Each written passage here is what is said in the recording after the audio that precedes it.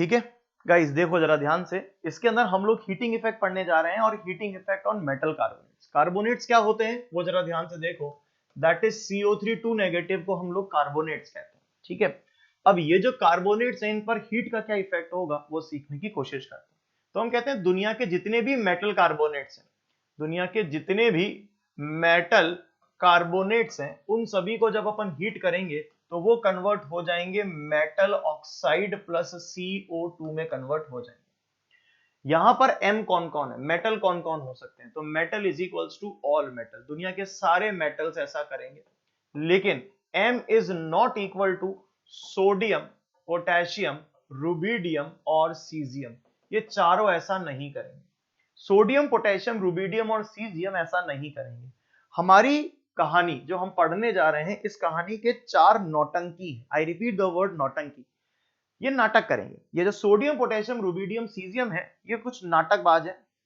या तो ये थर्मली डिकम्पोज नहीं होते हैं, या ये स्टाइल से डिकम्पोज होते हैं। जो बात मैंने बोली वो सुनाई आई आप सभी को? क्या बोला मैंने? या तो ये थर्मली डिकम्पोज नहीं होते, इनके जो सॉल्ट्स हैं वो या तो थर्मली डिकम्पोज नहीं होंगे, और अगर होंगे तो स्टाइल से डिकम्पोज होंगे। थोड़ा सा एक छोटा सा रिवाइज हम कर लेते हैं, एक रिवीजन कर लेते हैं, जरा बोर्ड पर ध्यान से देखना। मुझे उम्मीद है कि आपने पहले थर्मल स्टेबिलिटी के बारे में कुछ पढ़ा था, और कुछ पोलराइजिंग पावर के बारे में भी हम लोगों ने पढ़ा था। पोलराइजिंग पावर, पोलराइजिंग पावर में हमने ट्रेन बनाई थी। इस ट्रेन में जो सेंटर में लोग आ रहे थे वो कौन कौन थे? बेरिलियम +2 था, फिर एल्यूमिनियम +3 था, फिर मैग्नीशियम +2 था, और फिर लिथियम +1 था। Is that clear with everybody?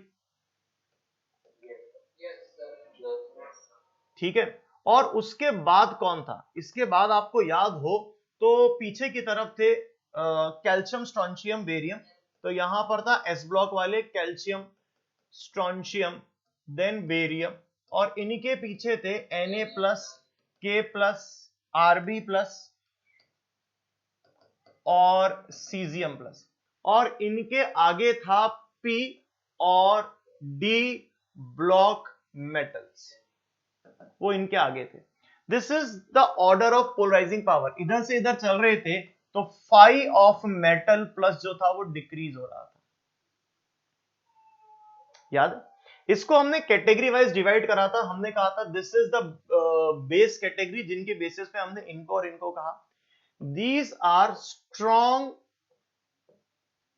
Polarising power, these are having strong polarising power.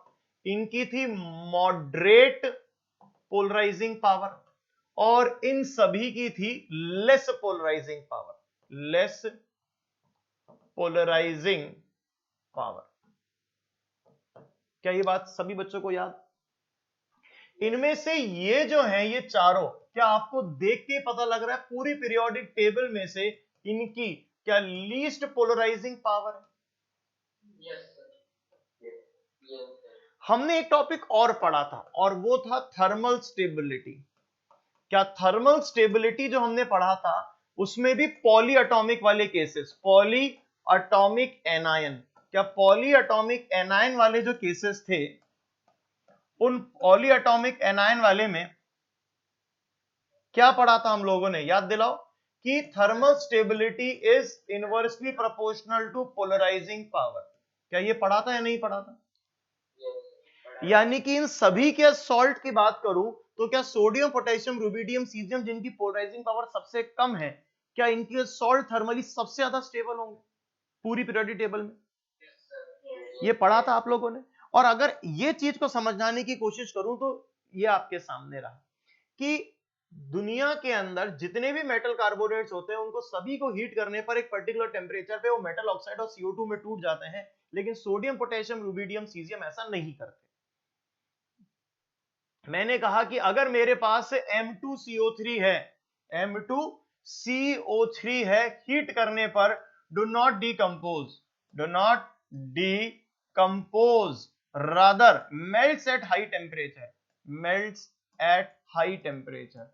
High temperature जब हम देंगे तो हाई टेम्परेचर पे पिघल जाएंगे लेकिन डिकम्पोज नहीं होंगे। इसमें कौन कौन है? M इज इक्वल टू कौन कौन?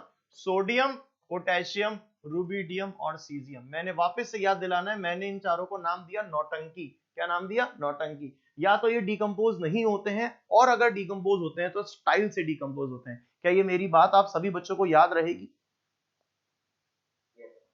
ठीक है, चलिए इसके बेसिस पर हम बहुत सारे एग्जांपल्स बोर्ड पे लिखने वाले हैं। आइए स्टार्ट करते हैं पहले एग्जांपल से।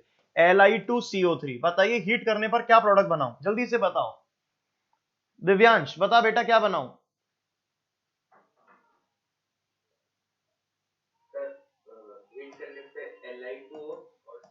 Li2O plus CO2, is that clear with everybody? Oxide plus CO2 बन गई। सेकेंड एग्जाम्पल इसी तरह से, अगर मैंने लिया MgCO3, हीट करने पर क्या बन जाएगा? MgO plus CO2। जबकि तीसरा नंबर अगर मैंने लिया Na2CO3, तो हीट करने पर डिकम्पोज नहीं होगा। मैं क्या सिखाना चाह रहा हूं, जरा बोर्ड पर ध्यान से देखना। क्या लिथियम जो है वो अपने परिवार, मतलब सोडियम पोटेशियम रुबिडियम सीजियम जैसा बिहेव नहीं कर रहा। लिथियम अपने पड़ोसी परिवार alkaline earth metal beryllium magnesium calcium strontium barium के जैसा बिहेव कर रहा है। लिथियम की प्रॉपर्टी मैग्नीशियम से मैच करना is known as diagonal relationship. क्या कहलाती है? Diagonal relationship. क्या ये बात सभी बच्चों को समझ में आ रही है कि नहीं आ रही है? yes. परफेक्टली क्लियर है हर बच्चे को? बोलो मेरा बेटा, सभी को क्लियर है या नहीं है? yes, अगर मैं यहां पर एक रिएक्शन और लिखूं CaCO3 हीट करने पर, बोलो क्या कन्वर्ट हो जाएगा? प्रोडक्ट क्या बनेगा? क्या CaO plus CO2। Is that clear with everybody? एक और सवाल यहीं पे जोड़ देता हूं, और ये है रिएक्शन T1 पे, ये रिएक्शन T2 पे। कैन यू आंसर मी कि T1 और T2 में से ज्यादा कौन होगा?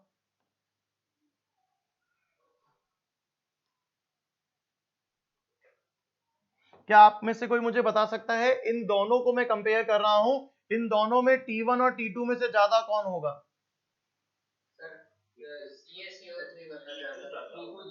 T2 ज्यादा होगा। क्यों? क्या हमने कहा कि Mg और कैल्शियम को कंपेयर करेंगे थर्मल स्टेबिलिटी के लिए? थर्मल स्टेबिलिटी ज्यादा जब पोलराइजिंग पावर कम। यही पढ़ा ना अभी, thermal stability inversely proportional to polarising power. क्या Mg+2 की पोलराइजिंग पावर ज्यादा है? अगर इसकी पोलराइजिंग पावर ज्यादा है तो ये थर्मली स्टेबल या कम स्टेबल? थर्मली कम स्टेबल। अगर थर्मली कम स्टेबल तो छोटे टेम्परेचर पे टूट जाएगा, जबकि T2 requires higher temperature. Is that clear और नॉट? तो T2 की वैल्यू ज्यादा हो गई T1 से। क्या ये क्वेश्चन भी सभी को क्लियर है या नहीं? बढ़िया है। मैं एग्जाम्पल नंबर 5वें पर आ रहा हूं, और सभी बच्चों से उम्मीद करता हूं कि सभी बच्चे अब बोर्ड पर बहुत गौर से देखते चलेंगे, क्योंकि बहुत सारी चीजें नई नई आती जा रही हैं। अगली रिएक्शन मैंने यहां पर चला, और मैंने अगली रिएक्शन ले ली, लेट से PbCO3। बड़ी सिंपल रिएक्शन है सर, हीट करने पर ये कन्वर्ट हो जाएगा PbO प्लस CO2 में। क्या ये कोई दिक्कत किसी को?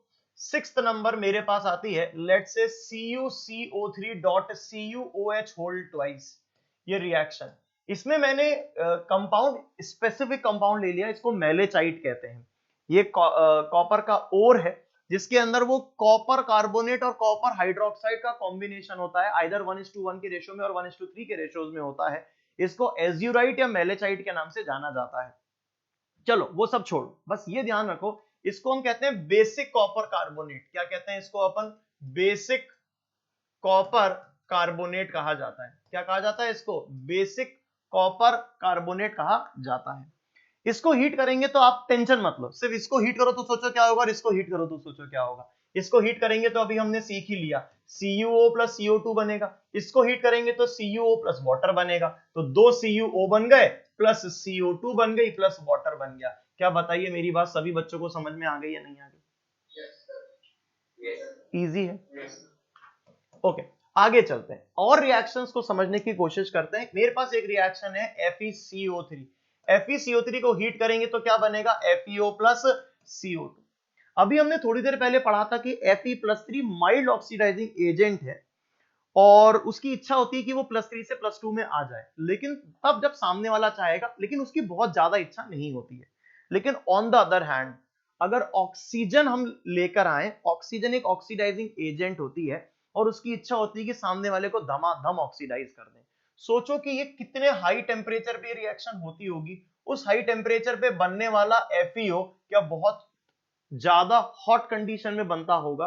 तो अगर मैंने इसकी रिएक्शन एयर या ऑक्सीजन से करा दी और उसके ब्रैकेट में भी लिखा मैंने इफ प्रेजेंट, क्या लिखा मैंने, इफ प्रेजेंट, अगर हमने ये जो रिएक्शन है खुले बर्तन में करा दी, खुले कंटेनर में करा दी, तो रेड हॉट कंडीशन में FeO बनेगा और खुले बर्तन में ऑक्सीजन की रिएक्शन होने से ये तुरंत किस में कन्वर्ट हो जाएगा, Fe2O3 में। तो ये सवाल की फॉर्म में आ सकता है। अगर आपसे बोले FeCO3 का हीटिंग इफेक्ट का प्रोडक्ट बताओ, तो आंसर FeO प्लस CO2 होता है। लेकिन अगर वो आपको कह दे कि this is expose to air और this reaction is performing in open container, इस तरह के कुछ शब्द काम में ले, तब FeO की जगह आंसर क्या लिखना पड़ेगा, Fe2O3 लिखना पड़ेगा, क्योंकि कॉमन सेंस है ना, ये तो समझ में आ ही रही है कि ये Fe+2 है और ऑक्सीजन की प्रेजेंस में किसमें कन्वर्ट हो जाएगा, Fe+3, क्योंकि ऑक्सीजन तगड़ा ऑक्सीडाइजिंग एजेंट है, छोड़ता नहीं है, और ये रेड हॉट कंडीशन है, ऐसी कोई मतलब मामूली कंडीशन नहीं है।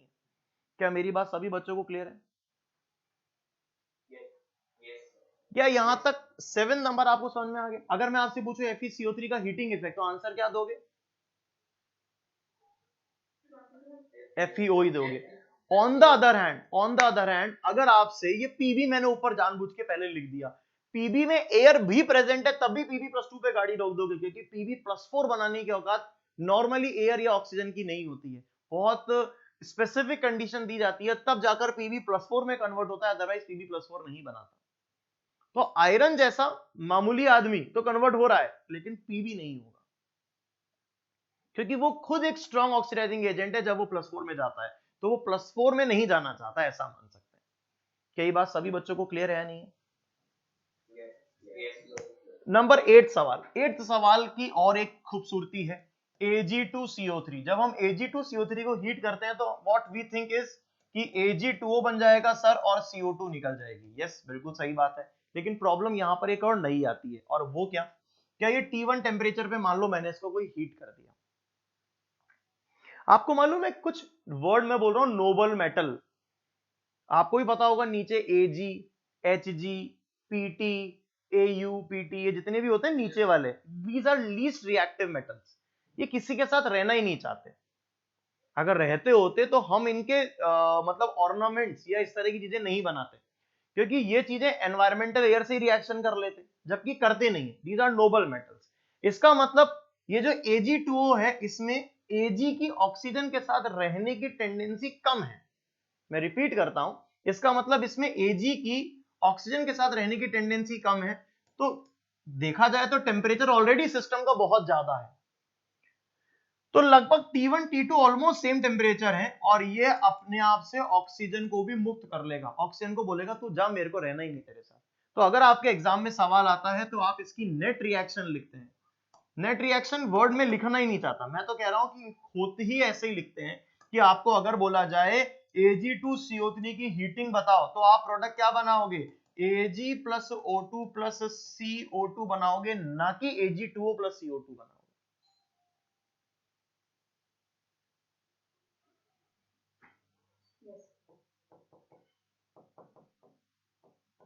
सिमिलरली ऐसा कौन कौन करेगा, Ag, Hg, Ag और कौन कौन आया, Au एंड Pt, ये चारों ऐसा ही करेंगे, क्योंकि these are stable element. Stable element word तो गलत बोला मैंने, इसलिए अपन बोल सकते हैं लीस्ट रिएक्टिव एलिमेंट्स, इनकी रिएक्टिविटी बहुत कम है, तो इसीलिए ये ऑक्सीजन के साथ रहना नहीं चाहते हैं। इसमें T1 और T2 में ऑफ कोर्स T2 ज्यादा, लेकिन ऑलमोस्ट T1 के बराबर ही होता है, और T1 और T2 हमने देखा, अगर उस समय पर मैनेज हो गया टेम्परेचर तो Ag2O टूट जाएगा Ag प्लस O2।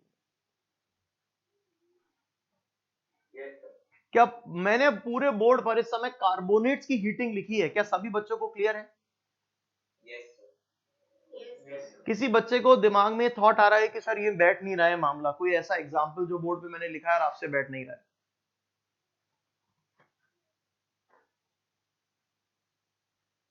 हाँ बेटा, अपना Ag जैसे नोबल मेटल है, तो ये तो मतलब कम टेम्परेचर पे ऑक्सीजन को छोड़ देना चाहिए, तो T2 मतलब छोटा ही होना चाहिए T1 से। नहीं नहीं नहीं नहीं नहीं नहीं, वो सब कुछ समझ में आ गई तुम्हारी बात।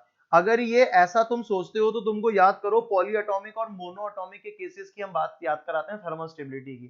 जब हम थर्मल स्टेबिलिटी की बात कर रहे थे तो पॉलीएटॉमिक वाले केसेस में हम जब हीट करते थे तो जो कमजोर बॉन्ड होता था टूट जाता था ड्यू टू पोलराइजिंग पावर। एजी की पोलराइजिंग पावर अच्छी है, एजी पोलराइज करेगा, जैसे पोलराइज करेगा तो कार्बोनेट वीक होगा और टूट जाएगा खट से। जबकि Ag2O मोनो एटॉमिक सिस्टम्स का पार्ट है, और मोनो एटॉमिक सिस्टम्स का पार्ट है यानी कि वहां लैटिस पर डिपेंडेंट है चीज, तो वहां हमें लैटिस तोड़ना पड़ेगा, तो that requires relatively higher temperature. Okay sir. ये तुम्हारी फील है जो दुष्यंत तुम कह रहे हो ना कि सर Ag अगर नोबल मेटल है तो सर वो अगर ऑक्सीजन के साथ रहना नहीं चाहेगा तो सर वो तो जल्दी से चल जाना चाहिए, तो ये तो अपनी फील है, लेकिन हम उस टेम्परेचर को जज करें कि वो टेम्परेचर हम दे किस ले रहे हैं। यहां जो टेम्परेचर दे रहे हैं वो डिकम्पोज करने के लिए दे रहे हैं, और यहां जो टेम्परेचर दे रहे हैं वो लैटिस तोड़ने के लिए दे रहे हैं। ये इसलिए फील करते हैं क्योंकि हम एक जनरल परसेप्शन तो हमारा रहता है कि Ag तो रहना ही नहीं चाहिए ऑक्सीजन के साथ में, तो of course T2 is less but T1 is relatively और कम हो जाएगा। Yes sir. बात समझ में आ गई? चलते हैं आगे। ये हुआ पहला number, that is heating effect on metal carbonates. दूसरे पार्ट पे चलते हैं, और दूसरा पार्ट आता है बी पार्ट, और वो है heating effect on metal bicarbonate HCO3 minus. These are metal bicarbonate जिनको हम हाइड्रोजन कार्बोनेट या मेटल बाइकार्बोनेट दोनों के नाम से जानते हैं। आइए इनके बारे में समझने की कोशिश करते हैं, ये क्या कहानी है। इजी है, मुश्किल नहीं है, जरा बोर्ड पर ध्यान से समझने की कोशिश कीजिए। एक बार मतलब ये कहानी मैं ऑलमोस्ट हमेशा ही सुनाता हूं। एक बार की बात है, मैंने कहा यार अपन क्लास के अंदर शिकंजी बनाएंगे। तो मैंने कहा भाई तुम बच्चे जो हैं, कोई को मैंने बोला तुम पानी लेके आना अगले टर्न पे, किसी को मैंने बोला तुम शुगर लेकर आना, किसी को मैंने बोला तुम नमक लेके आ जाना, NaCl मतलब नमक सॉल्ट लेके आ जाना। बोला ठीक है सर। मैंने ये काम जो दिया था वो शिशिर को दिया था कि तुम नमक लेके आना, मैंने आर्यवीर को बोला तुम शुगर लेके आना, और मैंने ईसा को बोला तुम वाटर लेके आना। तो हमने क्या करा, एक कंटेनर लिया अगले टन पे, उसके अंदर ईसा ने मुझे वाटर दिया, मैंने उसके अंदर पानी डाल लिया। फिर मैंने ना शिशिर ने मुझे सॉल्ट दिया, मैंने उसमें सॉल्ट डाल लिया। उसके बाद मुझे आर्यवीर ने दिया क्या, शुगर। मैं जैसे उसमें शुगर डालने ही वाला था उसके पहले शिशिर वापस मुझे बोला सर। मैंने कहा क्या हो गया? बोला सर आप शुगर क्यों डाल रहे हो? मैंने कहा भाई शिकंजी बना रहे हैं तो शुगर तो डालनी पड़ेगी। बोला नो, आर्यवीर शुगर लेकर आया, मैं तो नहीं खेल रहा ये गेम, आप तो मेरे को मेरा सॉल्ट वापस दे दो। मैंने कहा अब तो मैंने पानी में डाल दिया। बोला मतलब नहीं है सर, मुझे मुझे मेरा सॉल्ट वापस चाहिए। अब क्या आप में से कोई मुझे बता सकता है मैं शिशिर को सॉल्ट उसका वापस कैसे दे सकता हूं? क्या मैं ऐसे कंटेनर को गर्म करूंगा और पानी को उड़ा दूंगा?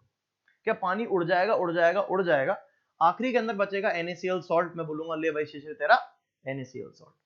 क्या कहानी समझ में आ गई आप लोगों को? इस कहानी को अब हम अप्लाई करने जा रहे हैं, जरा बोर्ड पर ध्यान से सीखने की कोशिश करना मैं क्या कहने जा रहा हूं। मैंने कहा दुनिया के जितने भी मेटल बाइकार्बोनेट हैं, उन मेटल बाइकार्बोनेट को जब अपन हीट करते हैं तो वो बना लेते हैं metal carbonate plus CO2 plus water. पहले इसको भी सीखते हैं कि आखिर ये कैसे हुआ होगा, जरा बोर्ड पर ध्यान से समझें, फिर आगे की कहानी शिकंजी विकंजी पर आएंगे। जरा बोर्ड पर देखना, ये है CO3 2 नेगेटिव और ये है H2CO3। क्या आप इनकी रिएक्शन बता सकते हैं? जब ये आपस में रिएक्शन करेंगे तो प्रोडक्ट क्या बनेगा, कोई मुझे बता सकता है?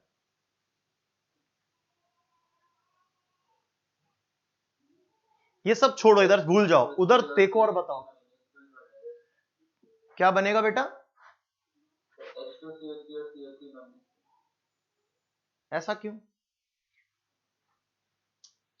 ये जो एक H है, ये एक H इधर चला जाएगा क्योंकि यहां चार्ज है 2 माइनस, यहां चार्ज है 0, यहां 2 H है, यहां एक भी H नहीं है, तो बराबर बराबर ले लेंगे। HCO3 माइनस के 2 मॉलिक्यूल बन जाएंगे। क्या बोलते हो, गलत है? सही है। कॉन्सेप्चुअली तो सही है। इसके बाद दो टॉपिक, इसके पास एक भी नहीं है, एक एक्स को दे देगा, दोनों के बराबर हो जाएगी, पोटेंशियल डिफरेंस 0। गलत तो नहीं बोला मैंने?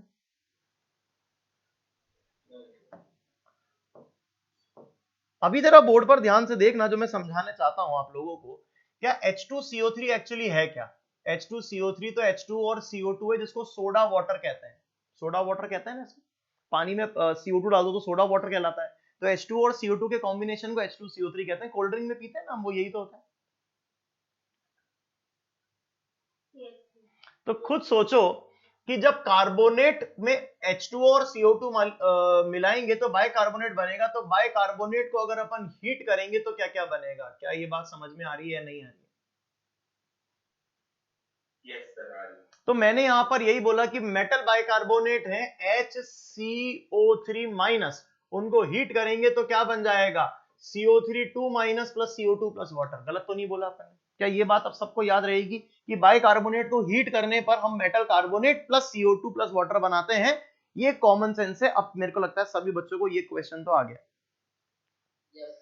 अब यहां पर क्या, इस जगह पर क्या कहानी है वो समझने की कोशिश करना। हम यहां पर बात कर रहे हैं MHCO3 एक्वस को हीट करेंगे तो ये कन्वर्ट हो जाएंगे M2CO3 plus CO2 plus water. यहां पर M is equal to all metal, दुनिया के सारे मेटल्स ऐसा करते हैं।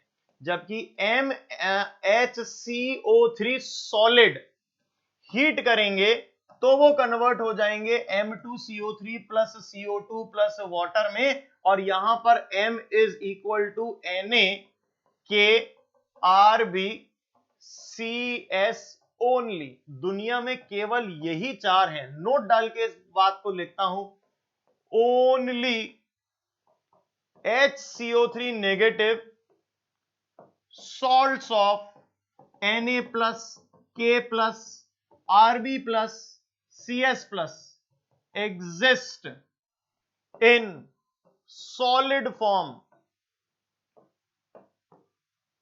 कैसे, इस बात को कैसे एक्सप्लेन कर पाएंगे अपन लोग? शिकंजी वाली बात को समझने की कोशिश करते हैं।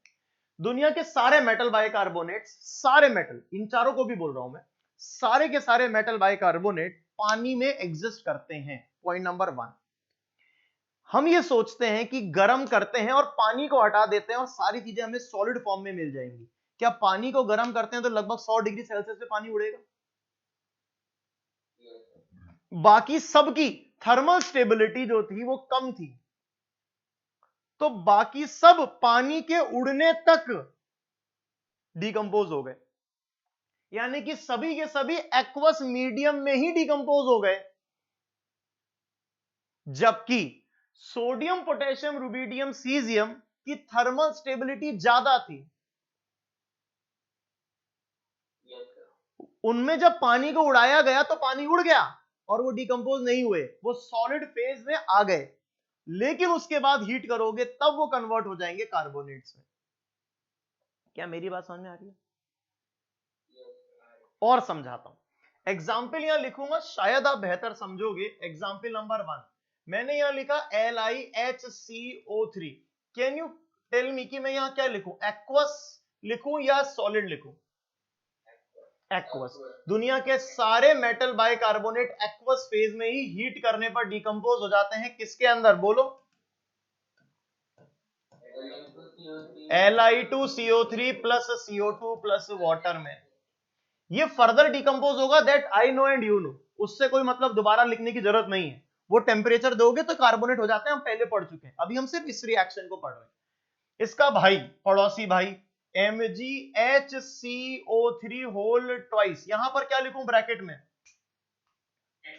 एक्वस। यहां पर भी हम क्या लिखेंगे? एक्वस। और हीट करने पर यह भी कन्वर्ट हो जाएगा MgCO3 plus CO2 plus water में। तीसरा एग्जाम्पल, अगर मैं यहां लिख रहा हूं NaHCO3 एक्वस, मैं यहां पर एक्वस लिख रहा हूं, बताओ हीट करने पर पहले क्या होगा? सॉलिड बनेगा। हम यहां पर इसको NaHCO3 सॉलिड तक कन्वर्ट कर सकते हैं, माइनस वाटर, वाटर माइनस कर दिया। लेकिन उसके बाद अगर अपन इसको हीट करेंगे तो ये कन्वर्ट किसके अंदर हो जाएगा? Na2CO3 plus water plus CO2। अरे बोलो मेरा बेटा, समझ में आ रहा है या नहीं आ रहा है? Yes sir. इसमें पहली reaction is not thermal decomposition, पहली reaction is just evaporation. Evaporation पानी का, कंडेंसेशन वर्ड बोलो या मतलब कोई बहुत सारे वर्ड्स अपन काम में ले सकते हैं, सॉलिडिफिकेशन और कुछ भी वर्ड काम में ले सकते हैं। देखिए second reaction is thermal decomposition. क्या सभी बच्चों को समझ में आ रहा है या नहीं आ रहा? इसमें फोर्थ रिएक्शन बड़ी इंपॉर्टेंट है, क्योंकि हम लोग इस रिएक्शन को अगर मुंह जवानी बोलते हैं तो हमें याद नहीं रहता। आपको मैं बोलना चाह रहा हूं कैल्शियम बाइकार्बोनेट। क्या बहुत नाम सुना है कैल्शियम बाइकार्बोनेट का? जबकि आपको बता दूं कैल्शियम बाइकार्बोनेट सॉलिड फेज में एग्जिस्ट नहीं करता, एक्वा स्टेट के अंदर ही एग्जिस्ट करता है, और फिर उसको हीट करते हैं तो वो calcium carbonate plus CO2 plus H2O में टूट जाता है। ये एक्वस फेज में एग्जिस्ट करता है, ये भी एक्वस फेज में एग्जिस्ट करता है, ये भी एक्वस फेज में, ये एक्वस में मिल सकता है लेकिन सॉलिड में भी मिल सकता है। क्या ये बात सभी बच्चों को क्लियर है या नहीं? क्या शिकंजी का राज समझ में आ गया? क्या हमने क्यों पढ़ी शिकंजी? क्योंकि हम ये समझना चाह रहे थे किसी भी चीज को हीट करते हैं तो पानी इवेपोरेट होता है, उस तक ही अगर वो निकल जाए, अगर वो डिकम्पोज हो जाए तो हम बोलेंगे कि वो एक्वस तक रहता है, एक्वस के बाद नहीं रहता। जबकि अभी हमने यहां पर क्या पढ़ लिया, देखो कि जो सोडियम पोटेशियम रुबिडियम सीजियम है ये थर्मली स्टेबल है, और अगर ये थर्मली स्टेबल है तो ये सॉलिड बनने तक रुकेंगे। आप देख सकते हो सॉलिड का डिकम्पोजिशन कर रहे हैं। क्या ये बात सभी बच्चों को क्लियर है या नहीं?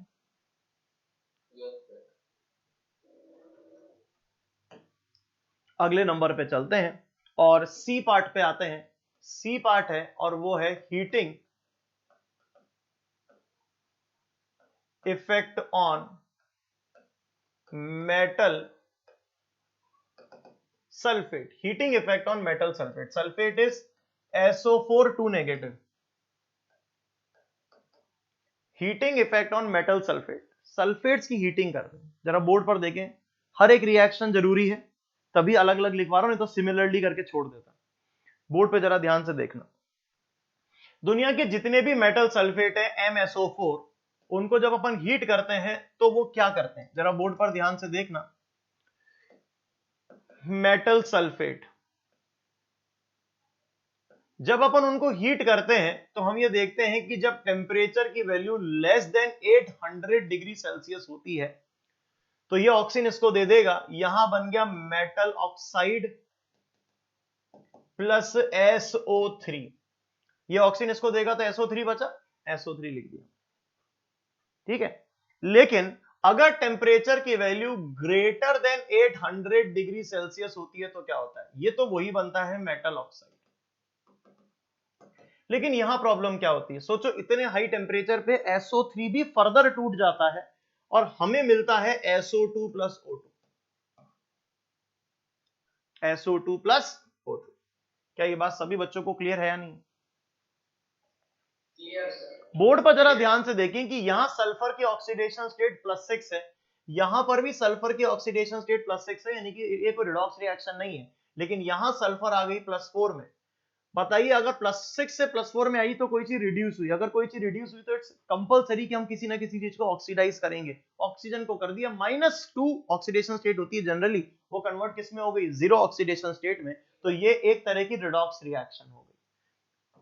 कई बार आपके दिमाग में क्वेश्चन आता है और अभी आ रहा होगा कि सर एग्जाम में सवाल क्या आएगा। एग्जाम में सवाल कुछ इस तरह के आएंगे, विच of the following on thermal decomposition produces, which of the following on thermal decomposition produces a oxide which is basic and acidic। दो ऑक्साइड बना रहा है, एक बेसिक एक acidic. which of the following on thermal decomposition produces a oxide which is colorless। which of the following on thermal decomposition produces a oxide which is sp hybridized। CO2 is sp hybridized। which of the following on thermal decomposition produces two type of the gas, O2 and CO2, two type of the gases। one is paramagnetic, O2 is paramagnetic। with the following on thermal decomposition produces metallic scales या metallic residue। देखो Ag जो है वो metallic residue बना रहा है, Hg metallic residue बनाए। मेरी बात समझ में आ गई? इसी तरह से हम और आगे चलें, यहां तो कुछ ऐसा कुछ है नहीं, वो तो मैंने बता दिया, यहां तो नोट पॉइंट। इस जगह अगर अपन देखें तो सवाल ऐसा कुछ, which of the following on thermal decomposition shows redox change। वो टेम्परेचर मेंशन करेगा ग्रेटर देन 800, तो करना है which of the following on thermal decomposition produces a oxide which is sp2 hybridized, ये SO3 जो है sp2 hybridized है, which the following on thermal decomposition produces a oxide which is bent in shape, ये SO2 जो है ये bent shape का है, सिंपल। क्या मेरी बात समझ में आ रही है कि नहीं आ रही है? अगर सभी को समझ में आ रही है तो इसी से रिलेटेड कुछ एग्जांपल, लेकिन यहां पर अभी वापस से हम बात करते हैं M is equals to all metal, दुनिया के सारे मेटल ऐसा करेंगे। M is not equal to 4 लोग, सोडियम, पोटेशियम, रुबिडियम और सीजियम ऐसा नहीं करेंगे। M2SO4 अगर हम लेते हैं, उनको हीट करते हैं तो यहां पर भी मस्त काम हो रहा है। डू नॉट डीकंपोज, ये डीकंपोज नहीं कर रहे हैं, rather melts at high temperature, melts at high temperature, ये हाई टेम्परेचर पे पिघल जाएंगे लेकिन डिकम्पोज नहीं होंगे। यहां आप देख सकते हैं सिंपल, यहां पर मेटल कौन कौन है, that is sodium, potassium, rubidium और सीजियम है। क्या ये बात सभी बच्चों को समझ में आ गई या नहीं आ गई? एग्जाम्पल्स पर दौड़ लगाते हैं। पहला है Li2SO4, Li2SO4 को हीट करेंगे तो Li2O plus SO3 बनेगा। Need not to mention the temperature, if it is not mention then take it less than 800, less than 800 पर आंसर आपको पता है कि क्या होने वाला। ठीक है, आगे चलते हैं और सेकेंड नंबर एग्जाम्पल इसका पड़ोसी भाई MgSO4 हीट करेंगे, क्या बन जाएगा, MgO plus SO3। इसी तरह से अगर मेरे पास आ गया Na2SO4 तो आपको क्लियर है हीट करने पर डिकम्पोज नहीं करेगा। फोर्थ नंबर अगर मेरे पास आ गया calcium sulphate, calcium sulphate, calcium sulphate, calcium sulphate, कुछ सुना सुना लग रहा है, कोई बता सकता है क्या है ये? Plaster of Paris. क्या ये प्लास्टर ऑफ पेरिस है या ये प्लास्टर ऑफ पेरिस है? क्या ये प्लास्टर ऑफ पेरिस है या ये जिप्सम है? ये जिप्सम, हाँ तो लगेगा। अगर मैंने इसको हीट करा तो सबसे पहले ये कन्वर्ट हो जाएगा CaSO4 डॉट हाफ H2O। अब ये क्या है, क्या ये POP है, प्लास्टर ऑफ पेरिस। क्या हमने इसको फर्दर हीट करा थोड़ा हायर टेम्परेचर तो ये क्या बना लेगा, CaSO4। What is CaSO4? Dead burned plaster. क्या कहलाता है ये, डेड बर्न्ड प्लास्टर। ये सब याद होने चाहिए आपको। और उसके बाद अगर आपने CaSO4 को हीट करा तो बताओ CaSO4 हीट करने पर क्या बनाएगा, CaO plus SO3। क्या ये बात सभी बच्चों को समझ में आ रही है या नहीं आ रही?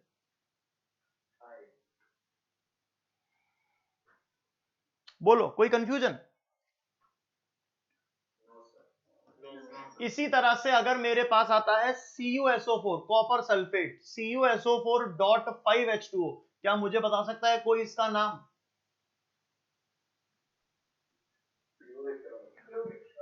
Blue vitro. क्या बोला ये, हाइड्रेटेड कॉपर, वाह भाई वाह। शिशिर टाइम पास बिल्कुल मत करो,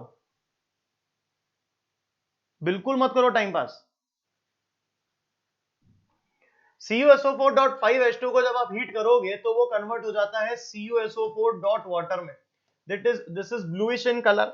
और उसके बाद फर्दर उसको हीट करोगे तो ये भी चला जाता है वाटर, जो कि व्हाइट कलर का होता है। और फाइनली जब आप इसको हीट करोगे तो ये कन्वर्ट हो जाएगा CuO प्लस SO3 प्लस क्या, वाटर।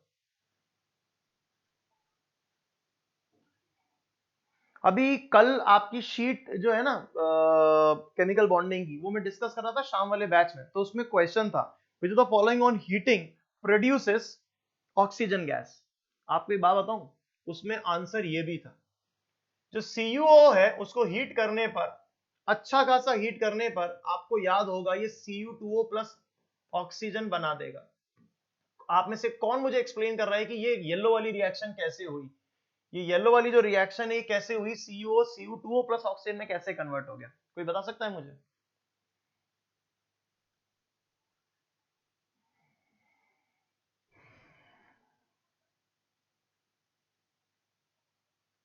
+2 से +1 होने की टेंडेंसी है, इसलिए +1 ज्यादा स्टेबल हो जाए। क्यों हुआ ऐसा? क्योंकि हमने अभी आपको पढ़ा था कि सॉलिड्स के केसेस में, सॉल्ट्स के केसेस में जो इंसॉल्युबल होते हैं, या फिर ऑक्साइड के केसेस में +2 और +1 में, ये +2 ऑक्सीडेशन स्टेट में है और ये +1 ऑक्सीडेशन स्टेट में है, +1 ज्यादा स्टेबल होती है तो हीट करने पर ऑक्सीजन निकल जाएगी। तो ये हाई हीटिंग करेंगे तब हो रही है। ये कोई नोबल मेटल वाली कहानी नहीं है, ये कुछ और कहानी है।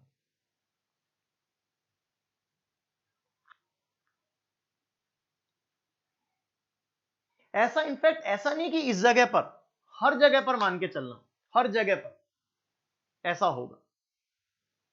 जहां पर भी सीईओ आपने बनाया वहां पर ऐसा हो सकता है।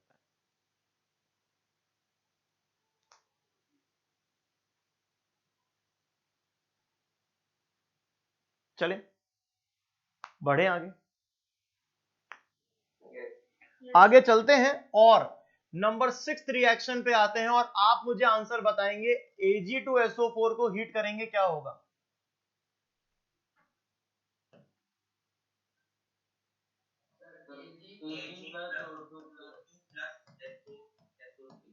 क्या ये बात सभी को क्लियर है? वेरी गुड, आगे चलते हैं। इसके अलावा अगर मैंने PbSO4 को हीट करा तो ये सिंपली क्या बना लेगा? PbO + SO3। Is that clear with everybody?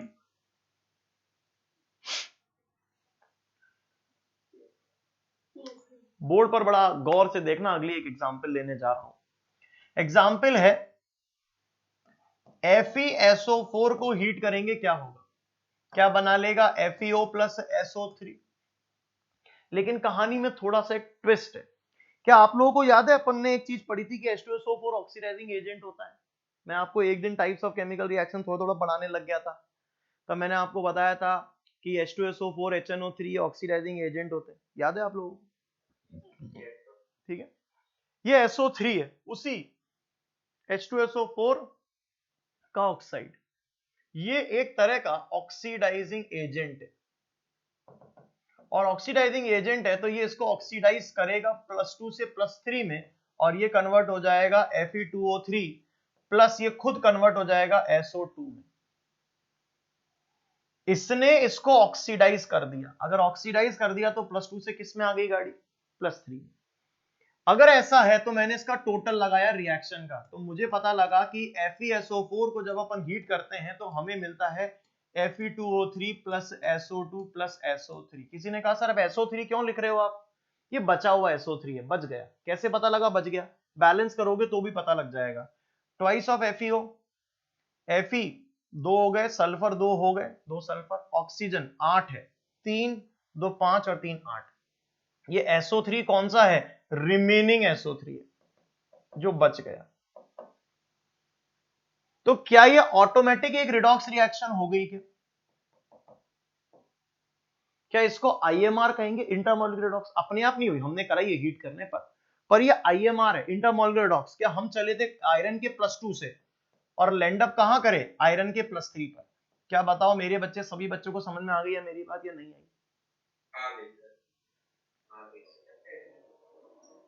सच में आ गई। लेकिन इसका जो भाई है दैट इज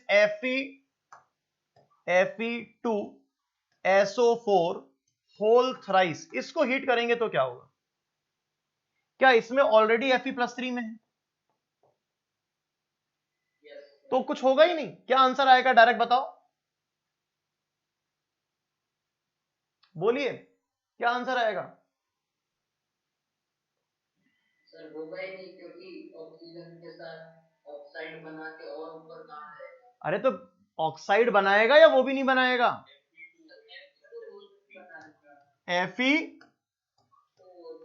Fe2O3 + SO3 तक तो गाड़ी जाएगी या वो भी नहीं जाएगी? यहां तक तो जाएगी। क्योंकि एक सवाल मन में आता है, सर बहुत सारे सवाल आ रहे हैं, मैंने कहा बताओ भाई सर ये सब जगह पर SO3 ने ये वाला कारनामा क्यों नहीं दिखाया? क्योंकि SO3 इनको ऑक्सीडाइज कर ही नहीं सकती। या तो ये हाईएस्ट में बैठे, लिथियम ऑलरेडी +1 में, Mg+2 में, ये तो कर ही नहीं रहा है। यहाँ पर कैल्शियम ऑलरेडी +2 में है, यहाँ पर कॉपर +1 में है, लेकिन कॉपर तो खुद +1 में आया है उल्टा।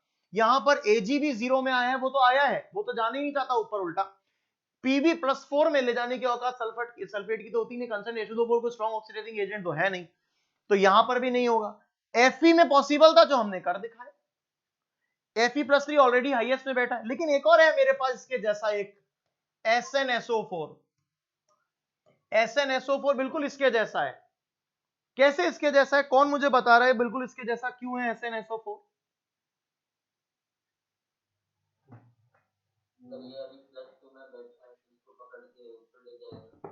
नहीं तो क्यों ले जाएगा शिशिर?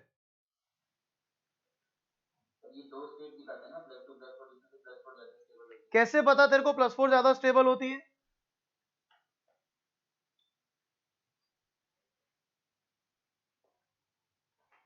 तेरे को कैसे पता कि +4 ज्यादा स्टेबल होती है?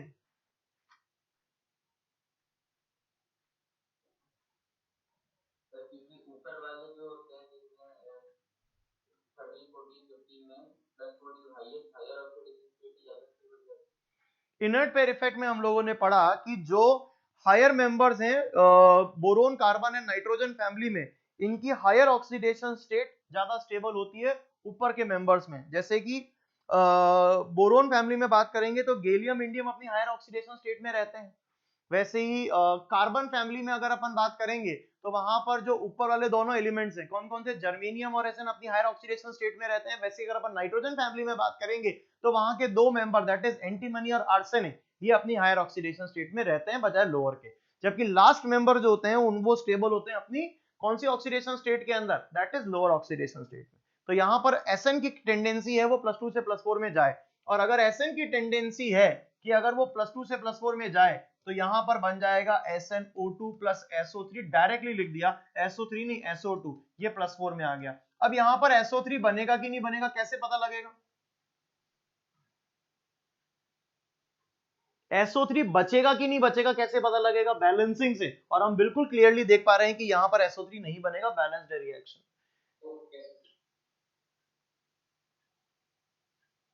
क्या ये सल्फेट्स की हीटिंग समझ में आ गई मेरे बच्चे? ये पूरी रिएक्शन सभी बच्चों को सल्फेट्स की क्लियर है? कोई डाउट सल्फेट्स की रिएक्शन में? बोलो।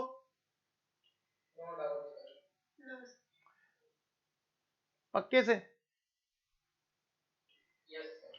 ठीक, आगे चलते हैं। इसके बाद आती है अगली नंबर, दैट इज नाइट्रेट्स की हीटिंग। नाइट्रेट्स की हीटिंग को समझने की कोशिश करेंगे सभी बच्चे, बोर्ड पर जरा ध्यान से देखना। डी पार्ट, डी पार्ट है और वो है heating effect on metal nitrate. Metal nitrate, metal nitrate की heating that is NO3 minus. Metal nitrate की heating that is NO3 minus. देखते हैं जरा मेटल नाइट्रेट के बारे में। यहां पर अगर मेरे पास मेटल नाइट्रेट है MnO3, इसका फॉर्मूला लिख लेते हैं। MnO3 हीट करने पर ये कन्वर्ट हो जाते हैं मेटल ऑक्साइड प्लस NO2 में। जरा बोर्ड पर यहां समझने की कोशिश करना। नाइट्रोजन इस समय अपनी +5 में होता है और ये आ गया नाइट्रोजन +4 में। इससे हमने क्या सीखा? इससे हमने देखा कि कहीं ना कहीं नाइट्रोजन रिड्यूस हुआ है, और अगर नाइट्रोजन रिड्यूस हुआ है तो कहीं ना कहीं उसको ऑक्सीडाइज भी किसी ना किसी से करना पड़ेगा। तो यहां पर पक्का कौन सी गैस निकलेगी? ऑक्सीजन।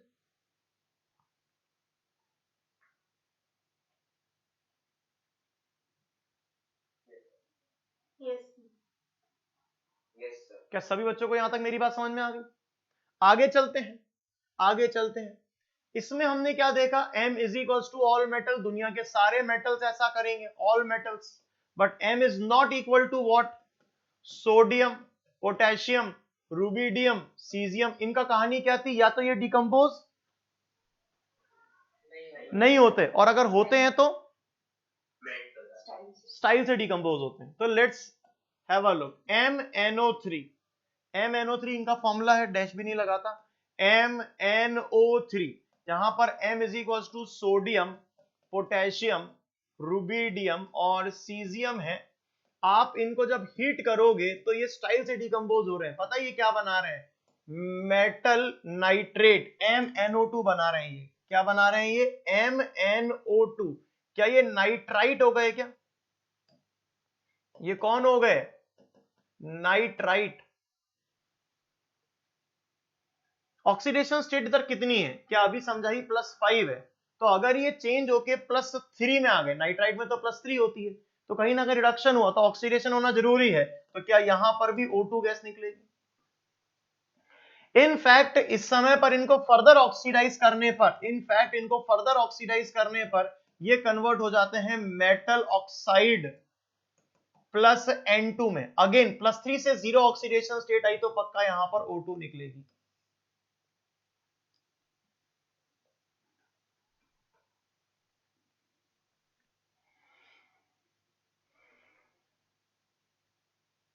yes, इतना सन्नाटा क्यों है भाई, कोई बोलो, जवाब तो दो। yes, Simoni, yes, sir, Simoni class में है क्या? yes, sir, शौर्य क्लास में है? yes, sir, हाँ तो बोला करो यार, क्लास में हो तो जवाब तो दिया करो।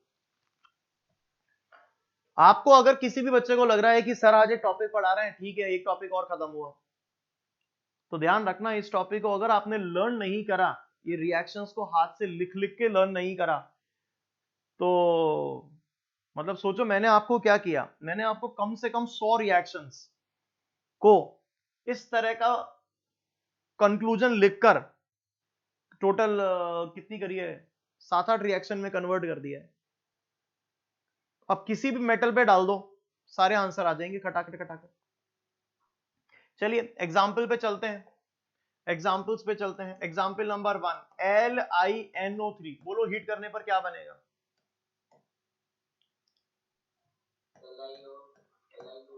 Li2O plus NO2 plus O2। मुझे लगता है कि सभी बच्चों को याद है कि NO2 एक ब्राउन कलर की फ्यूम्स थी, और NO2 जो थी, क्या वो ऑड इलेक्ट्रॉन स्पीशीज हमने पढ़ी थी, एक इलेक्ट्रॉन होता था ऑड इलेक्ट्रॉन, पैरामैग्नेटिक। क्या O2 भी पैरामैग्नेटिक है? तो आप समझ रहे हो क्या क्वेश्चन पूछ सकता है, which of the following on thermal decomposition produces brown fumes, which of the following on thermal decomposition two gases produces two gases, both are paramagnetic, which of the following on thermal decomposition produces a gas which is bent in shape, a paramagnetic gas which is bent in shape, ऐसा कुछ ये सवाल पूछे जा सकते हैं।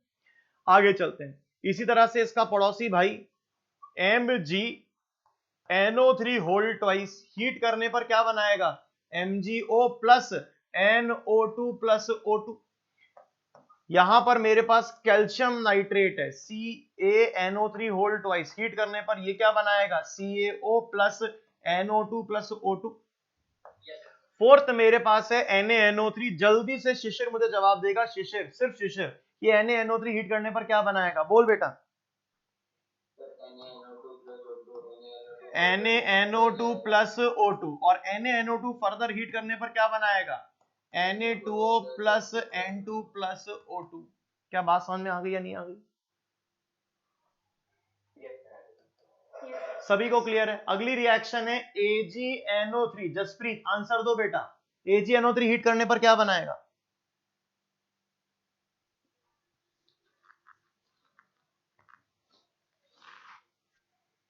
Ag2O, फिर Ag2O तो बनाना नहीं है,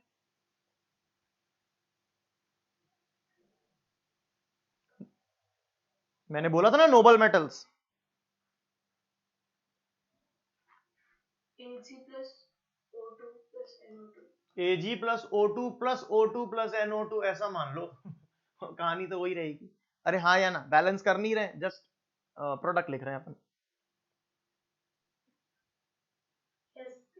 डन, ओके। आगे चलते हैं, 6th number, lead nitrate. Siya जल्दी से मुझे बता दो, लेड नाइट्रेट की हीटिंग से क्या बनाओगी?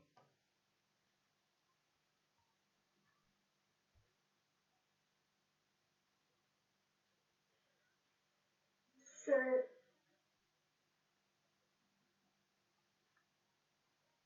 PbO plus NO2 plus O2, PbO plus NO2 plus O2। क्या ये बात सभी को क्लियर है या नहीं है? yes, पक्का? शौर्य, शौर्य जल्दी से मुझे बता दे अगली रिएक्शन, FeNO3 होल ट्वाइस, इसको हीट करने पर क्या बनाएगा?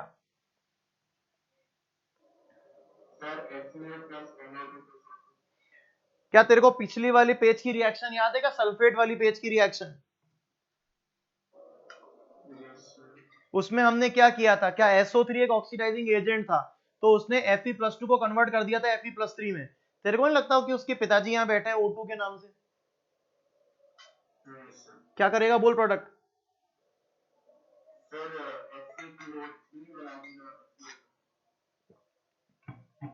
क्या बनाएगा? Fe2O3 plus NO2 plus O2। ये O2 अगर बचेगा तो निकलेगा, और बचेगा कैसे ये बता जल्दी से शौर्य, हमें कैसे पता लगेगा कि बचा या नहीं बचा?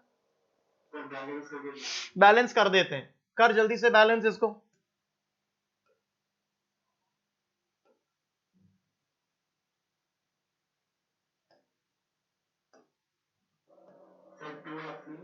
हाँ बेटा, नाइट्रोजन 4 हो गए क्या, तो यहाँ 4 NO2 लगा दूं?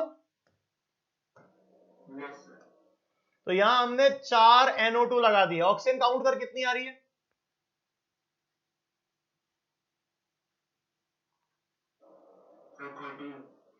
इधर आ रही है ऑक्सीजन कितनी? 12। और इधर कितनी आ रही है? 11। अरे इधर 11 आ रही है क्या, तो बची कितनी? 1। तो क्या यहाँ हाफ O2 लगा दूं? क्या ऑक्सीजन निकलेगी कि नहीं निकलेगी? ये क्यों जरूरी है? एग्जाम में क्वेश्चन आ गया, विच of the following on thermal decomposition produces oxygen gas. क्या बताओ इस रिएक्शन में ऑक्सीजन गैस बनाओगे कि नहीं बनाओगे? This is important. आगे चलते हैं। SnNO3 whole twice. मुझे आंसर देगी सिमोनी।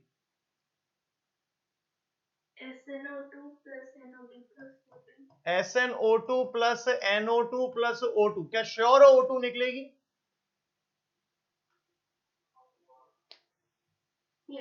बैलेंस करो। बैलेंस है। यहाँ नाइट्रोजन 2 है, यहाँ नाइट्रोजन 1 है, यहाँ 2 नाइट्रोजन लिखूं?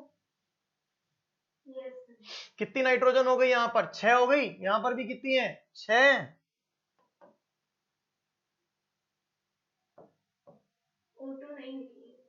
वो फिर तुमने तो कहा निकलेगी सर, बैलेंस्ड भी है।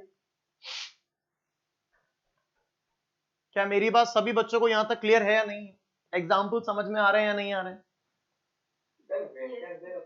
कोई भी रिएक्शन जो बैलेंस हो रही है वो पक्का होगी। नहीं ये क्या बात हुई? अभी अपन ने स्टार्टिंग आज क्लास की करी थी PbF4 की हीटिंग से। PbF4 हीट करने पर PbF2 प्लस F2 में कन्वर्ट हो रहा है। रूम टेम्परेचर पे कहां हो रही है वो रिएक्शन? हीट करने पर हो रही है। ये क्या बात हुई? जो बैलेंस हो रही है वो पक्का होगी। तो उल्टा कर दे, कागज है उसको जला दे और CO2 प्लस वाटर बना दे, तो तू CO2 और वाटर को मिला के कागज बना सकता है? केमिस्ट्री में पेपर में तो रिएक्शन को लिख सकते हैं, लेकिन प्रैक्टिकली हो सकती हो? इसमें इसलिए देख रहे हैं क्योंकि यहां पर ऑक्सीजन इंट्रामोल्यूलर डॉक्स कर रही है। अगर वहां पर ऑक्सीजन पूरी तरह कंज्यूम हो गई तो हम बोलेंगे कि बची नहीं, और अगर वो कंज्यूम नहीं हुई तो बच गई। तो वो बैलेंसिंग से पता लगे ना, इतने मोल लिखो कि POAC तो लगेगा कहीं ना कहीं। Principle of atom conservation. Atoms होंगे अगर रिएक्टेंट साइड में तो प्रोडक्ट साइड में भी दिखेंगे ना, कहां जाएंगे? सिर्फ ये रिमेनिंग ऑक्सीजन के लिए ऐसा फंडा लगा सकते हैं अपन। ये ऐसे थोड़ी है कि रिएक्शन को कंप्लीट करने के लिए ऐसा फंडा लगा रहे हैं, इसलिए कह रहा हूं। अच्छा, क्या मेटल नाइट्रेट्स की हीटिंग सभी बच्चों को समझ में आ गई? बहुत इजी थी, सिंपल थी, समझ में आ गई। आगे चलते हैं, और आगे वाले पेज पर फिर से इस वाले सीरीज को देखा अपन ने। हमने कहा कि ये मॉडरेट है, ये स्ट्रॉन्ग पोलराइजिंग पावर है, इनकी लेस पोलराइजिंग पावर है, इनमें से इनकी लीस्ट पोलराइजिंग पावर है। क्योंकि इनकी लीस्ट पोलराइजिंग पावर है तो इनके जो सॉल्ट्स हैं वो थर्मली हाईली स्टेबल हो गए, क्योंकि थर्मल स्टेबिलिटी जो है वो inversely proportional to polarising power होती है। क्या ये बात क्लियर है? क्या ये चीज सबको क्लियर है या नहीं है? क्लियर है। तो अगली जो रिएक्शन है वो इस पर बेस्ड है। कैसे? इसीलिए मैंने उसको पेज को आगे बढ़ाता गया था। अब वो पेज मैंने रिवाइज कराया, तो अगली रिएक्शन इस पर बेस्ड है। आई थिंक ABCDE आ जाएगा ना number. That is heating effect on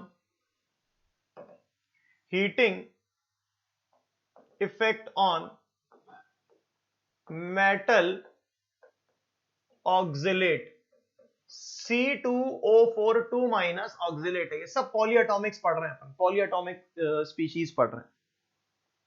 metal oxalate की कहानी को समझने की कोशिश करते हैं। यहां पर M पर N पॉजिटिव है, O पर माइनस है, C डबल बॉन्ड O है, C डबल बॉन्ड O है और O माइनस है। जब आप इसको हीट करोगे तो देखो मस्त क्या होता है, जरा बोर्ड पर ध्यान से देखना। ये रहा मेटल ऑक्साइड, ये रहा CO2 और ये रहा CO। ठीक है, तो हमने क्या सीखा कि जब भी हमारे पास मेटल ऑक्सिलेट है, जब भी हमारे पास मेटल ऑक्सिलेट होते हैं, हीट करने पर वो बना लेता है क्या, बोलो क्या लिखूं?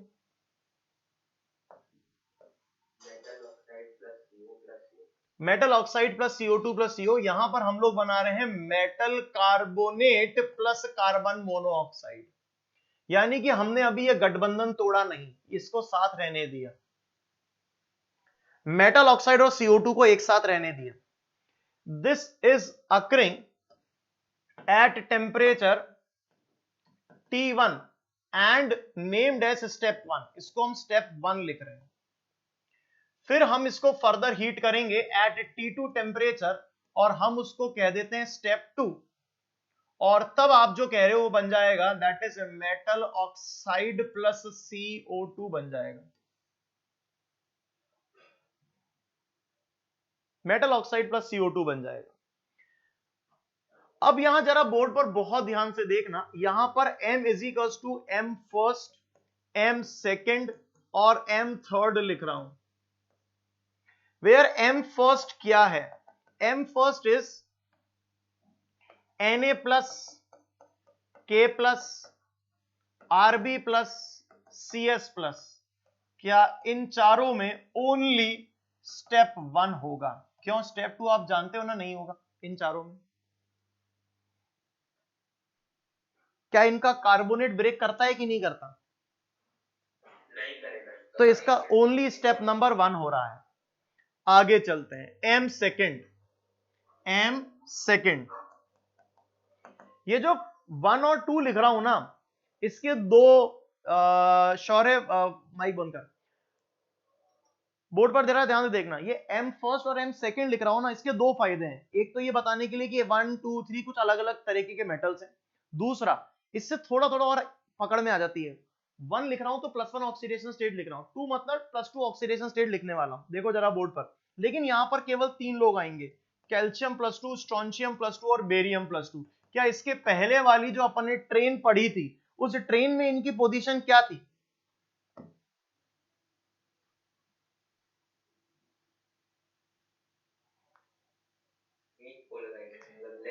क्या ये लीस्ट से थोड़ी ज्यादा थी? Yes.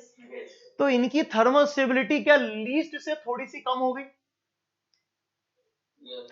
क्या इन वालों के अंदर स्टेप 1 हो रहा है, केवल स्टेप 2 हो ही नहीं रहा है? इन वालों में स्टेप 1 होगा, फिर स्टेप 2 होगा। आई रिपीट, स्टेप 1 होगा, फिर स्टेप 2 होगा। T1 टेम्परेचर पे स्टेप 1 होगा, थोड़ा हायर टेम्परेचर T2 टेम्परेचर देने पर स्टेप 2 होगा।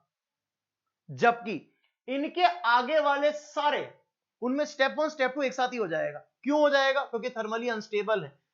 ऐसी कंडीशन में जिस टेम्परेचर पर ऑक्सिलेट टूट रहे हैं, लगभग उसी टेम्परेचर पे कार्बोनेट भी टूट गए। तो वो चीज मैं यहां पर लिखने जा रहा हूं कि M सेकेंड जो है, इनके लिए क्या होगा? Step 1 then step 2, where T1 और T2 में से T2 ज्यादा है। लेकिन M थर्ड कौन है? M थर्ड है rest all metals, rest all metals. इन सभी में स्टेप 1 एंड 2 साइमल्टेनियस हो रहे हैं, साइमल्टेनियस।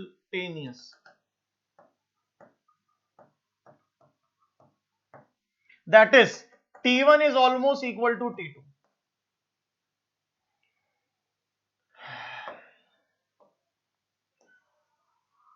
क्या ये जो मैंने डब्बा बनाया, क्या ये डब्बा आप सभी के समझ में आया? Yes, sir. Yes, sir. नहीं आया समझ में या आ गया? सर इतना क्या मतलब इस चीज को आप सजा रहे हो, धजा रहे हो, क्या चक्कर क्या है, इसका क्या इंपॉर्टेंस है? क्योंकि ये जो डब्बा है ना, ये वाला डब्बा यहां से लेकर यहां तक का जो ये डब्बा है, ये डब्बा हम कॉपी करेंगे और अपने पास सेव रखेंगे। हम अगले वाले पेज पर भी इसको डायरेक्टली पेस्ट कर देंगे। अभी देखते हैं कैसे, पहले इसको खत्म कर लेते हैं। आइए इसको खत्म करते हैं और इसके एग्जाम्पल्स को लिखते हैं। जल्दी से एग्जाम्पल नंबर 1, Li2C2O4। जल्दी से आर्यवीर मुझे इसका आंसर दे दे। Li2C2O4 को हीट करेंगे क्या होगा? Li2O plus LiCO3 plus CO। क्या कर रहा है, क्यों कर रहा है? Li2CO3 plus CO। Li2CO3 क्यों बना रहा है? सर ये अच्छा सर, स्टेप 1 करा रहा हूँ मैं, उसके बाद स्टेप 2 भी तो होगा। तो स्टेप 2 और 1 एक साथ हो गए ना? अच्छा, तो सीधा अपना Li2O plus CO2। Li2O plus CO2 plus carbon monoxide. Yes step 1 पे गाड़ी रुकी नहीं, सीधी स्टेप 2 से निकल गई आगे तक। स्टेप 1 से होता हुआ स्टेप 2 भी हो गया, यही तो लिखा मैंने थर्ड। यस। क्या कर रहा है हिमांशु? जल्दी से Mg2C2O4 की हीटिंग बता दे।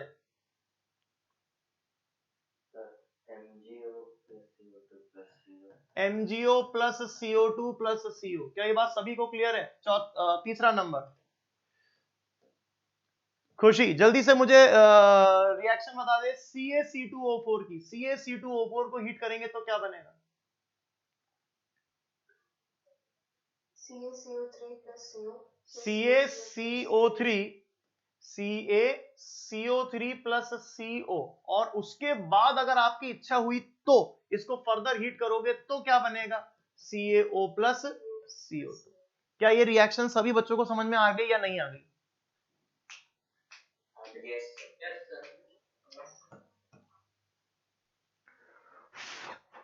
बोर्ड पर अगली रिएक्शन मेरे पास है सोडियम Na2C2O4। बताओ हीट करेंगे क्या बनेगा? ईसा बता बेटा। Na2CO3 plus CO। और इसके बाद अगर मैंने इसको हीट कर दिया तो कुछ होगा? इसको फर्दर अगर मैंने हीट कर दिया तो कुछ भी नहीं होगा। बहुत बढ़िया। नंबर 5वीं रिएक्शन Ag2C2O4। Ag2C2O4 हीट करिए, मुझे बताएगा आंसर बताएगा दुष्यंत। दुष्यंत बता इसका answer. Ag plus O2 plus CO plus CO2। क्या यह आंसर सबको क्लियर है? Ag2O plus CO2 plus CO बनना चाहिए था, अपन ने वही लिखा। लेकिन मस्त चीज देखो, ये दोनों साइमल्टेनियस बन रहे हैं, तो ये हम अपने सहूलियत से इनको अलग अलग करके लिख रहे हैं। लेकिन जब ये रिएक्शन हुई होगी तब प्रैक्टिकली हम यहां पर देखते हैं कि ये भी CO2 बना लेता है। आप भी की शीट में क्वेश्चन है विच ऑफ द फॉलोइंग, मैंने अभी बताया भी था कि कौन ऑक्सीजन रिलीज करेगा। आंसर है कि ऑक्सीजन रिलीज नहीं करता। क्यों नहीं करता? यहां पर डायरेक्टली आंसर जो आता है वो डायरेक्ट आंसर क्या आ जाता है कि Ag2C2O4 को जब आप हीट करते हो तो वो कन्वर्ट किसके अंदर हो जाता है? Ag प्लस CO2 में directly. There is no oxygen produced, क्योंकि यहां पर ऑक्सीजन और यहां पर कार्बन मोनोऑक्साइड ये हम लिख रहे हैं हमारी सहूलियत के हिसाब से कि बनेंगे, जबकि ये जब दोनों साथ बनेंगे तो पक्का दोनों साथ मिलकर CO2 ही बनाएंगे।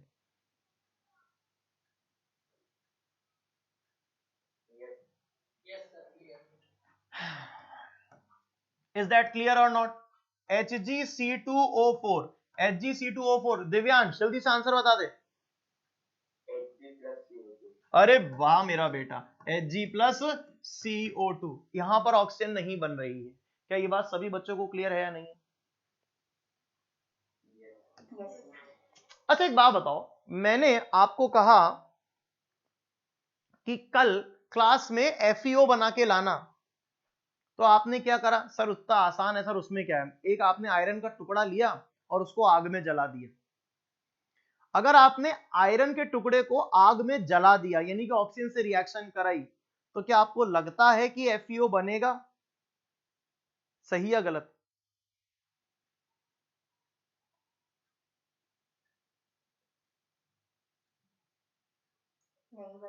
क्या बनेगा खुशी? तो रेड हॉट आयरन को जब आप ऑक्सीजन से रिएक्शन कराओगे, देखो अपन ने जो पढ़ा वो वैसा कभी कुछ बात नहीं कर रहा हूं, सिंपल बात कर रहा हूं, Fe+O2 क्या बनाएगा? कंबशन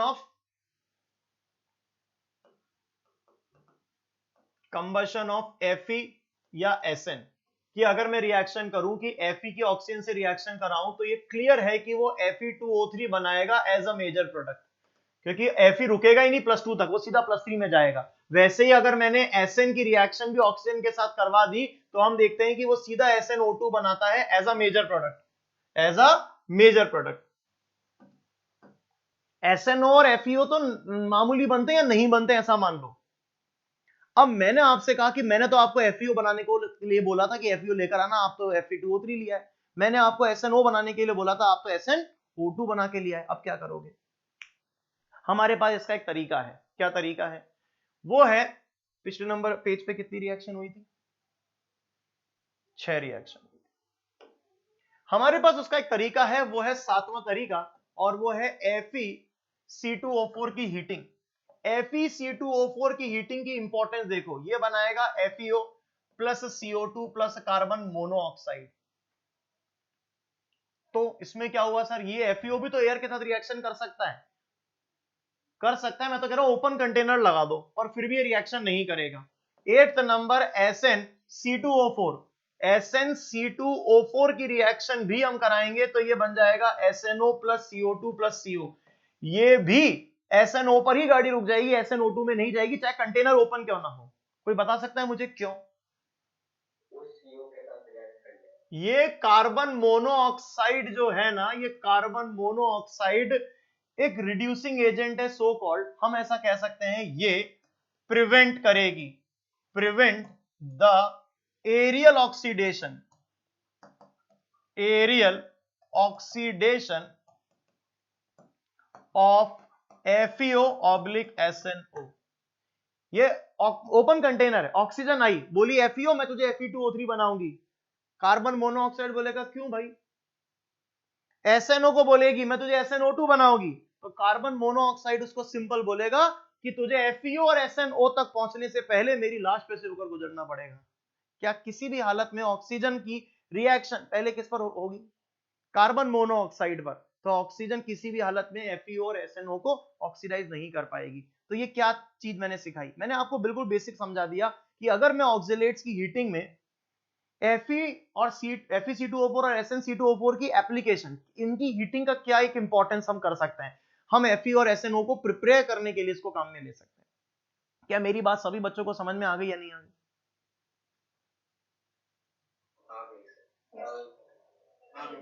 सभी को क्लियर है?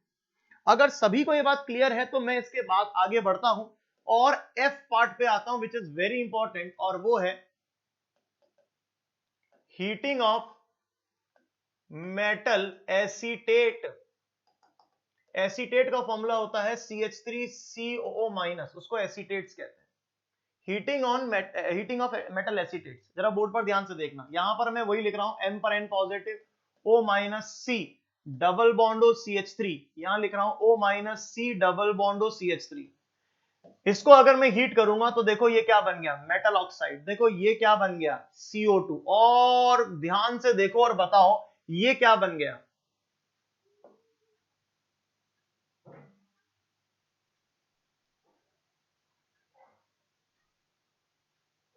क्या बन गया ये?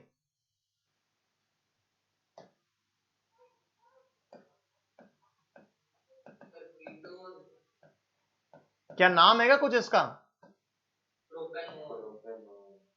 क्यों, एसीटोन याद नहीं आता क्या तुम लोगों को?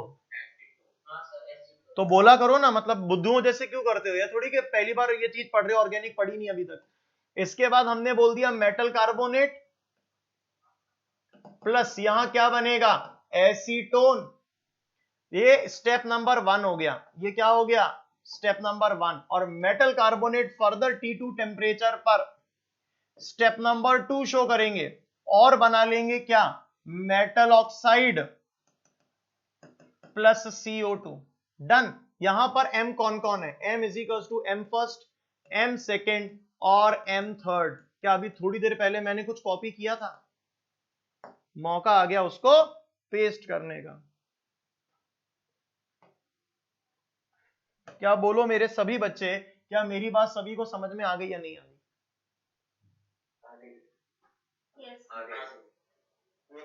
इसका ये फायदा है, जो हमने वो सीक्वेंस लिखी, जो ऊपर हमने ट्रेन बनाई, उसका ये फायदा है कि आपको पता लग रहा है ये थर्मली स्टेबल है, सिर्फ स्टेप 1 करेगा, स्टेप 2 नहीं करेगा।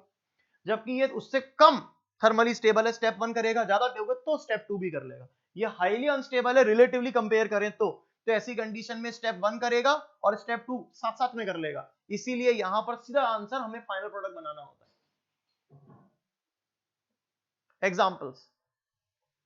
एग्जाम्पल्स की बात करते हैं। हमारे पास आ गया CH3COOLI, CH3COOLI। आज मैंने अभी तक किसी से क्वेश्चन नहीं पूछा कौन है, सबसे पूछ लिया, किसी का नंबर नहीं आया अभी। किसका नाम भूल गया मैं, सबसे भूल लिया।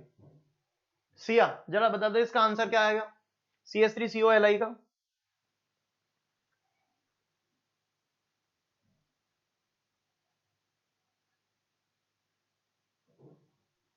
सब चुप।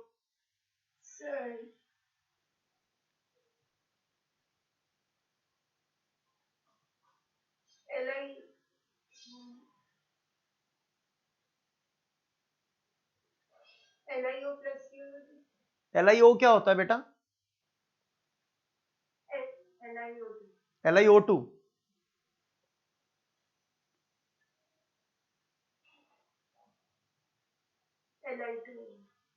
तीन फॉर्मूले तुमने लिथियम के बोल दिए, तुमको लिथियम के ऑक्साइड का फॉर्मूला नहीं पता?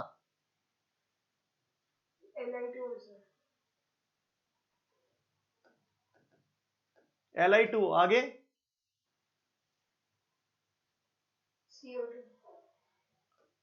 CO2 प्लस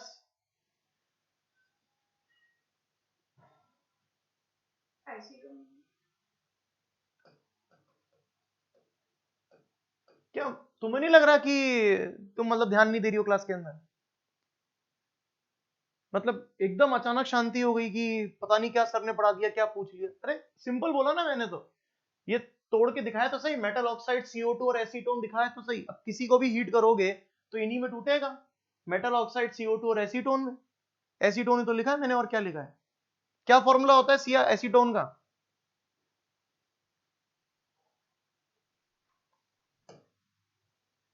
एसीटोन का फॉर्मूला क्या होता है सिया?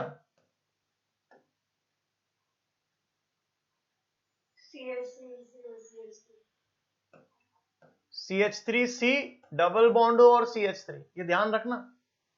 चलिए सेकेंड रिएक्शन है MgOAC, एसीटेट का सिंबल है ये। हीट करेंगे क्या बन जाएगा? शौर्य बताओ बेटा।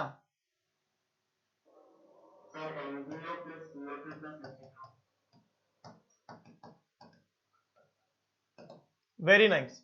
अगला number calcium acetate CaOAC whole twice. Heat करो और प्रोडक्ट बताओ। शिशिर बताओ प्रोडक्ट। सर इसमें पहले तो केवल स्टेप 1 होएगा तो वो तो बनेगा CaCO3 प्लस एसीटोन, और उसके बाद अपना SF2 हो जाएगा तो बनेगा CaOSCO2 प्लस एसीटोन और बनेगा, CO6 प्लस CO2 बनेगा। अच्छा क्या सभी को ये क्लियर हो गया क्या? अगला नंबर हिमांशु बताओ लेड एसीटेट, आंसर बोलो।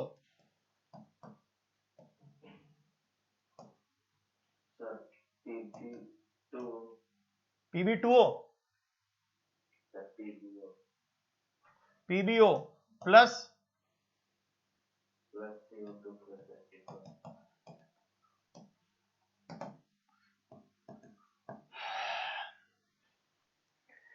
अगला नंबर CH3COAG, सिमोनी आंसर बोलो बेटा। Ag plus O2 plus CO2 Ag plus O2 plus CO2 plus acetone, बहुत बढ़िया। 6 नंबर जसप्रीत आंसर बोलो। CH3CONA सोडियम एसीटेट,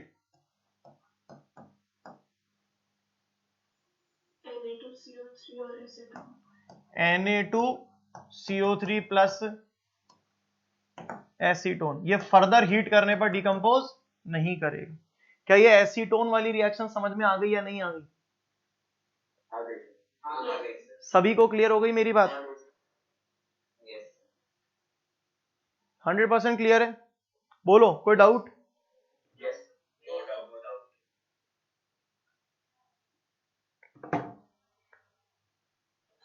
ठीक है, तो ये हमने सारे हीटिंग इफेक्ट पढ़ लिए। इसके अलावा एक और आता है, छोटा सा है, फॉर्मेट, ताकि खत्म हो जाएगा।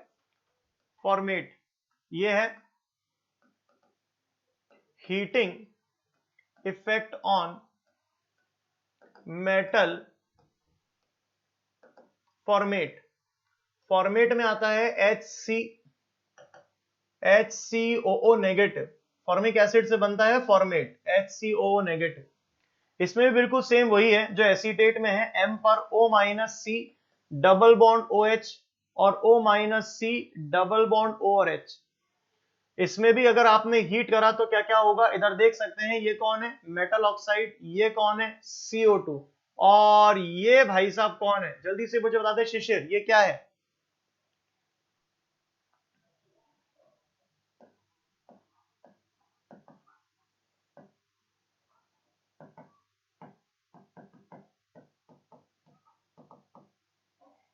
ये क्या बनाया मैंने?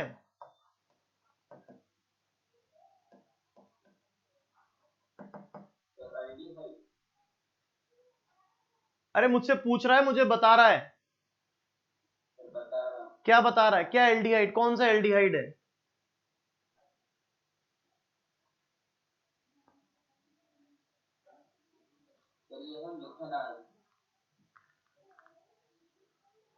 क्या कॉमन नेम है कुछ इसका?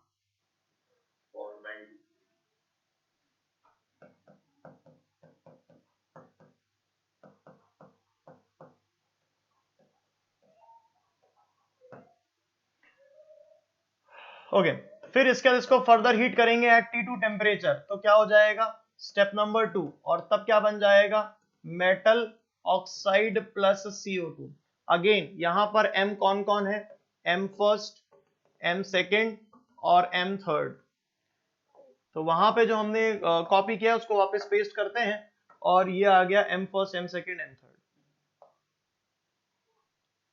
वैसे भी एसीटेट्स और फॉर्मेट सेम कंडीशंस दिखाएंगे, तो उसमें कोई मतलब सोचने की टेंशन की बात भी नहीं। इस जगह पर एग्जाम्पल ले लेते हैं फटाफट। सबसे पहला हमारे पास आता है HCOOLI। जसप्रीत आंसर दो बेटा, HCOOLI क्या प्रोडक्ट बनाऊं?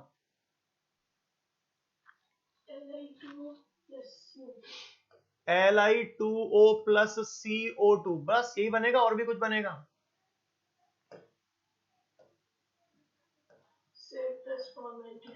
HCHO। अरे क्या सभी को क्लियर है? Second number MgHCOO whole twice, बोलो इसमें क्या बनाऊं?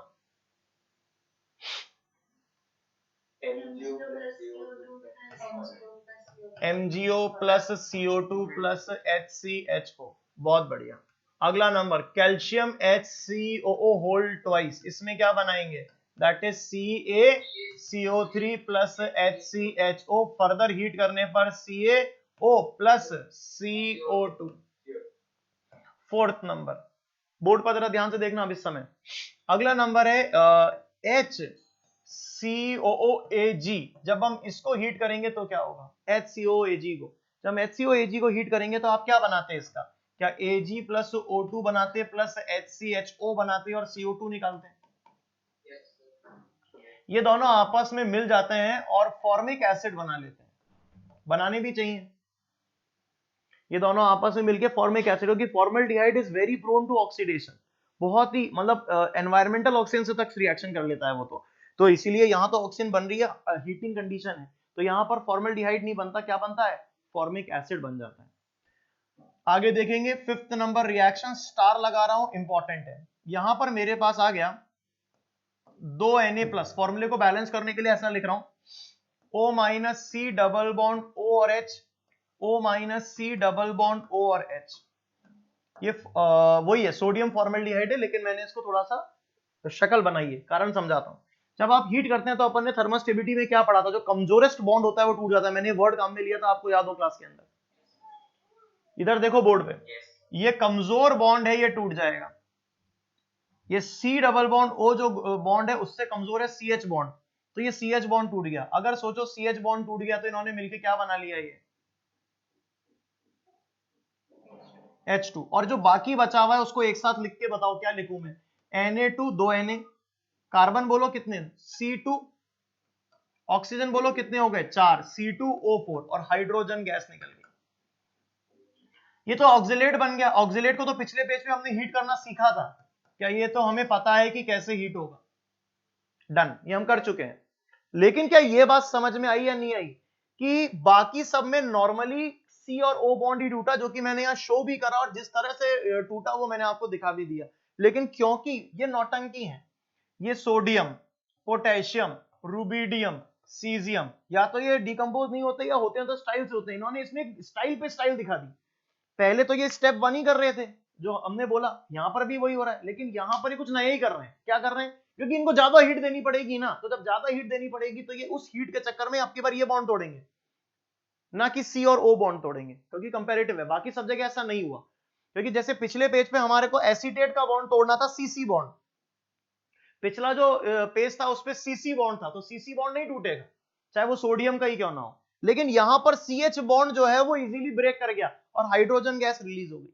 क्या बताओ, मेरी बात सभी बच्चों को समझ में आ गई या नहीं आ गई?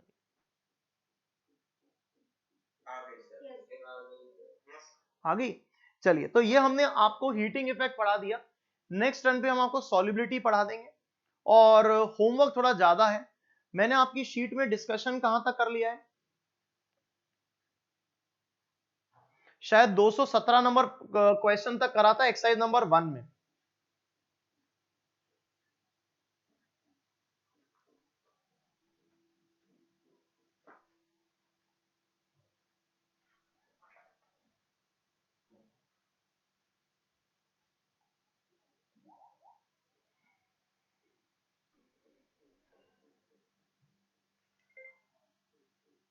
सर 251 तक कर लिया था। देखो मैं आपकी शीट जो है वो दिखाता हूं आपको अभी।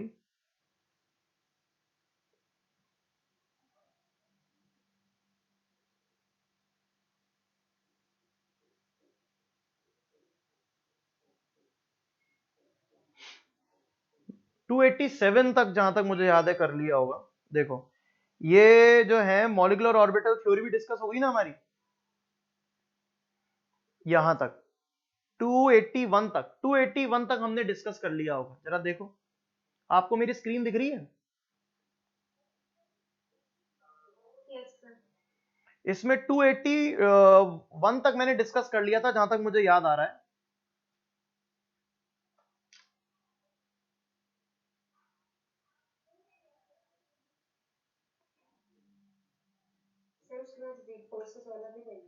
तो अगले टर्न के ऊपर ये आयनिक बॉन्ड वाला मैं डिस्कस करूंगा। और कौन सा डिस्कस, एक्सरसाइज नंबर 2 में क्या डिस्कस हो गया था?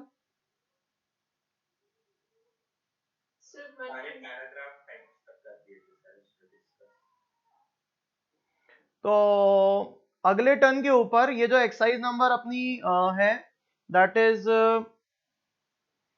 इसमें मैंने 281 तक डिस्कस किया था। अगले टर्न पे मैं 282 से डिस्कस करूंगा ये आयनिक वाला पार्ट, दैट इज टिल 317 तक, 282 से 317 तक डिस्कशन आयनिक बॉन्ड वाला पार्ट। मेरी बात समझ में आ रही है सभी बच्चों को, नहीं आ रही है? Yes. ठीक है। कौन से वाले सवाल? सॉल्युबिलिटी वाले। तुमसे जो हो जाए तुम वो करते जाओ, जो नहीं होंगे कल वाले थ्योरी के बाद समझ में आ जाएंगे। ठीक है ना, मैं छटवा नहीं सकता ना, एक एक करके कहां छटवाऊंगा। डन। चलिए मिलते हैं नेक्स्ट टाइम पे, आएगा टॉपिक पढ़ेंगे। बाय बेटा।